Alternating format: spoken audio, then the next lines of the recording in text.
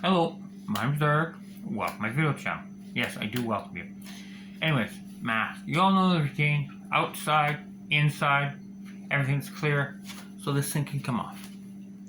Now, my partner, has decided to use making resin items. Yes, a 2-compound item to make resin. She pours it into these molds and waits, and then it cures and comes out. Afterwards, the cups that she measured in, this is one, you don't know how well you can see it, have bits of resin in them. And it builds up. Now, one of the first things you should do, excuse my reach, is fill a bucket of water. Then put dish soap into it. Yes, where's that dish soap? Put dish soap into it. Pour as much as you can into it until your hands are nice and slimy. Yeah, nice and slimy. So that's the first thing. Now the bucket, take your bucket. Everything you're going to use, you take it, dip it through the water, nicely dry off the outside, and use this for your resin. Yes, use this. You don't need it fully wet, but it does need to be damp. So you do that. Now, beside me, I'm going to quickly turn the camera. Beside me, you could see an area that she tried to make resin and spilled. Each of these lines that you could see is where this resin spilled. No, these are fairly solid. I did use this, which can be erased. Besides that, this is my furniture, so that's no problem. Dish soap. I am almost out of dish soap, so we're going to have to do this nicely.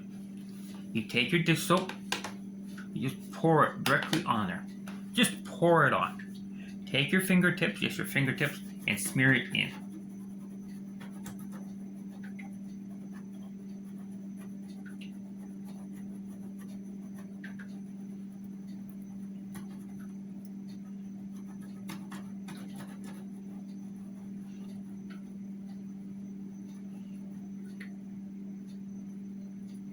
Now, you'll notice a difference in color. That's because of the marker I used. So you pour it in, you wait a few minutes. Then if you want to add water to it, go ahead. Then you take your scraper. In my case, this is my scraper. Make sure you hold it well. The edge here is flat and thin, but it's not excessively sharp.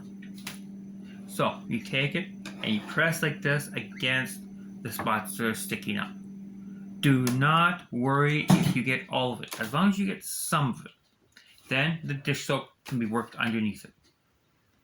To save all that hassle, yes, you want to save all that hassle. First of all, you use a plastic surface that you can work on. So a plastic surface that you can work on, or silicone or otherwise.